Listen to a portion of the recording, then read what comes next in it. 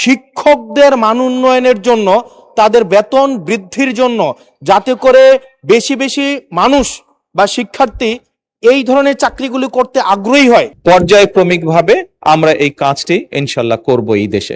মাননীয় প্রধানমন্ত্রীকে ধন্যবাদ জানাচ্ছি সেকেন্ডারি এডুকেশন ডেভেলপমেন্ট প্রোগ্রাম হাতে নেওয়ার জন্য, একই সাথে সাথে learning acceleration program in secondary education হাতে নেওয়ার জন্য। মাননীয় স্পিকার, আপনার মাধ্যমে আমার প্রশ্নটি হচ্ছে, একটা বিশ্ববিদ্যালয়ের শিক্ষার্থী অথবা যারা চাকরি প্রার্থীরা যখন প্রাথমিক বিদ্যালয়ে শিক্ষক হিসাবে চাকরি করতে যান, তখন সেখানে 11,000 টাকা বেসিক দিয়ে শুরু করেন বর্তমান প্রেক্ষাপটে। অর্থাৎ এই চাকরিটা হচ্ছে 13 গ্রেডের চাকরি এবং তৃতীয় শ্রেণীর। একজন যখন সেকেন্ডারি এডুকেশনে চাকরি করতে যান, তখন বেসিক বেতন পান 16,000 টাকা। এটা 10ম গ্রেডের এবং দ্বিতীয় শ্রেণীর চাকরি। আমাদের দেশের প্রাথমিক শিক্ষা এবং মাধ্যমিক শিক্ষা এই দুইটা হচ্ছে ফিডার ইনস্টিটিউশন। আমরা যদি ভালো শিক্ষার্থী ফিডার ইনস্টিটিউশন থেকে আমরা টারশিয়ারিতে পাঠাতে পারি, তাহলে সেখানে একটা রিসার্চ বেসড আমরা একটা আউটকাম পাবো। মাননীয় প্রধানমন্ত্রীর কাছে আমার প্রশ্ন, বর্তমান বাস্তবতায় 11,000 টাকা বেসিক এবং 16,000 টাকা বেসিক দিয়ে এই আসলে শিক্ষক হতে আগ্রহ নিয়ে এসে এখানে আসলে দিন শেষে সার্ভাইভ করা খুব কঠিন হয়ে যায়।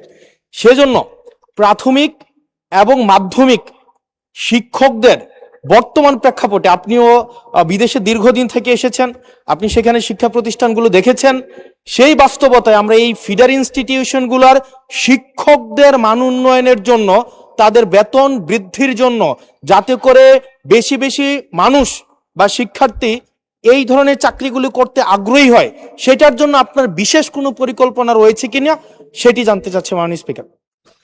মাননীয় প্রধানমন্ত্রী। মাননীয় স্পিকার, আপনাকে ধন্যবাদ এবং জনাব হাসনাত আপনাকেও ধন্যবাদ আপনার প্রশ্নের জন্য। আপনি নিশ্চয়ই খেয়াল করেছেন এই বাজেট সেশনে আপনি উপস্থিত ছিলেন এবং আমার এই প্রথম প্রশ্ন যেটা ছিল মূল প্রশ্ন, সেখানে আমি বলেছি যে এই বাজেটে টোটাল জিডিপির 2% আমরা শিক্ষার জন্য রেখেছি। এবং শুধু তাই নয়, আমাদের যেটি পরিকল্পনা আছে, আমরা পরিকল্পনার মতন যদি আগাতে পারি, ইনশাল্লাহ আমরা শিক্ষা খাতে বাজেট 5 বছর শেষে 5%-এ নিয়ে যেতে চাই। এবং অবশ্যই এগুলো আমরা যখন দেখেছি, স্বৈরাচারের সময় শুধু বিল্ডিং হয়েছে কিন্তু হিউম্যান রিসোর্সের কোনো উন্নতি হয় নাই। আমি আপনার সাথে সম্পূর্ণ একমত যে আমরা যদি আমাদের প্রাইমারি এবং সেকেন্ডারি এই শিক্ষকদেরকে যদি আমরা সঠিকভাবে ট্রেনিং দিতে না পারি, কিন্তু শুধু ট্রেনিং না, ট্রেনিং এর সাথে তাদেরকে তাদের সম্মানীয় যদি বৃদ্ধি করতে না পারি, তাহলে অবশ্যই আমরা প্রত্যাশা করি না যে তারা ভালো কিছু ডেলিভার করতে পারবেন। আমাদের তাদেরকে প্রশিক্ষণ দেওয়ার যেরকম কর্মসূচি রয়েছে, প্রশিক্ষণ দেওয়ার যেরকম পরিকল্পনা রয়েছে, বোথ সেকেন্ডারি অ্যান্ড প্রাইমারি, একই সাথে পর্যায়ক্রমিকভাবে আমরা যাতে তাদের সম্মানীয় বৃদ্ধি করতে পারি। আমরা অনেক সময় দেখি যে প্রাইমারি স্কুলের টিচাররা, এই সংসদে দাঁড়িয়েও আমি বলেছি যে অনেক সময় আমরা এখনো দেখি যে প্রাইমারি স্কুলের শিক্ষকরা তাড়াতাড়ি করে ক্লাস করিয়ে হয়তো আরেকটি সেকেন্ড একটি কোনো জবে অথবা কৃষিকার্যে যেটাই হোক একটি সেকেন্ড জবে তাকে যেতে হয়, তা না হলে তার জন্য সংসার চালানো কষ্টকর হয়ে যায়। সেকেন্ডারি স্কুলের ক্ষেত্রে আমরা অনেক শিক্ষকের ক্ষেত্রেই দেখেছি এরকম ঘটনা ঘটে।